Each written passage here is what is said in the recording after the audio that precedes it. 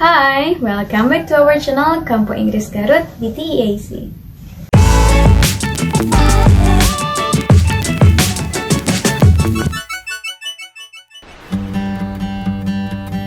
Hi, welcome back with me in this channel. Make sure before you watch this video you have subscribed our channel to get the new videos or the latest video.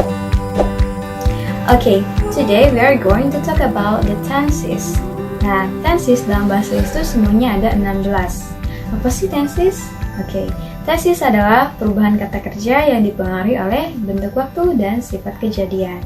Nah, ketika suatu kejadian itu sifatnya atau bentuknya berbeda, maka kita pakai tenses yang berbeda juga. Nah, tenses yang pertama adalah simple present. Si simple present ini dari katanya adalah simple atau sederhana. Jadi, si simple present ini suatu tenses yang sederhana artinya. Oke, ada dua fungsi. Yang pertama habitual action dan yang kedua general thought. Oke, yang pertama adalah habitual action. Habitual action artinya adalah kegiatan sehari-hari atau kegiatan yang berulang-ulang yang kita lakukan.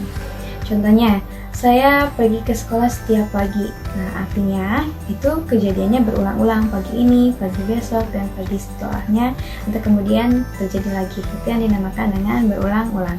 Sedangkan general truth, dia adalah kebenaran umum yang sifatnya suatu kebenaran ataupun fakta. Contohnya, dalam seminggu ada 7 hari. Nah, seperti itu. Itu yang dinamakan dengan general truth.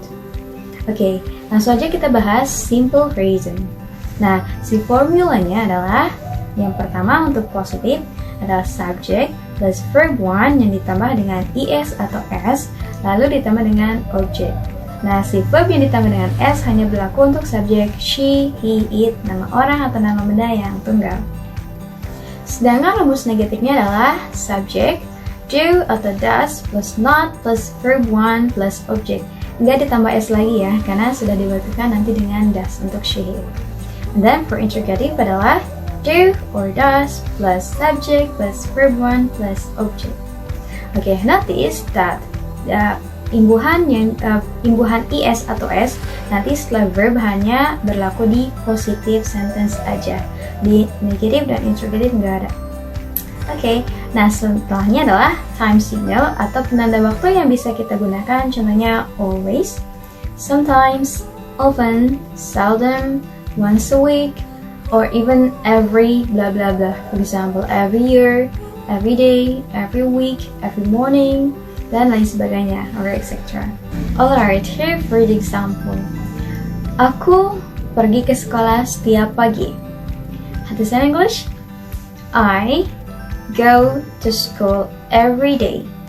I go to school every day menandakan bahwa kejadian ini berulang-ulang atau habit. Nah, sedangkan di sini subjeknya I, maka si verbnya tidak ditambah dengan is atau s. Itu pure aja verb one, go. Oke, for negative, aku tidak pergi ke sekolah setiap hari. So, let's translate this. I do not go to school every day, or we can say I don't go to school every day.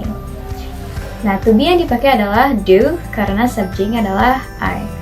Sedangkan interrogative, apakah aku pergi ke sekolah setiap hari? So, do I go to school every day? Do I go to school every day? Alright, karena ini adalah pertanyaan, kita bisa jawab dengan menggunakan yes or no answer. So, do I go to school every day? We can answer yes, I do. Kalau iya, kalau tidak, maka no, I don't. Get it? Alright, let's get another example using singular subject. For example, dia perempuan kadang-kadang beli sayuran di pasar.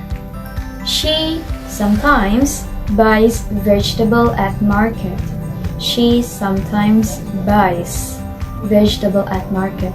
Karena subjeknya di sini adalah she, maka dia harus diikuti dengan is atau s di akhiran verbnya menjadi buys. Sedangkan negative, she does not buy vegetable at market. She sometimes does not buy vegetable at market. Okay, for an interrogative sentence adalah apakah dia perempuan kadang-kadang beli sayuran di pasar? So, let's translate this. Does she sometimes buy vegetable at market? Does she sometimes buy vegetable at market? Nah, di sini by-nya nggak tambah imbuhan s lagi karena sudah diwakilkan dengan does. Sudah ada s-nya di sana. Alright. Does she sometimes buy vegetable at market? Sama seperti tadi, karena ini pertanyaan, berarti kita bisa jawab dengan yes or no answer. Yes, she does. Atau no, she does not. Atau kita bisa singkat does not menjadi doesn't. No, she doesn't. Okay, I hope you have understood about this. Now I'm going to give you some question. Kalian bisa jawab di kolom komentar ya. Nanti kita cek. So, how to say this in English? Kita selalu belajar bahasa Inggris di kelas setiap sore. Kita selalu belajar bahasa Inggris di kelas setiap sore. 2. Dia laki-laki tidak suka coffee. Dia laki-laki tidak suka coffee. And third question, apakah kamu mengerti? Apakah kamu mengerti? Okay, we'll be waiting for your answer in the comments.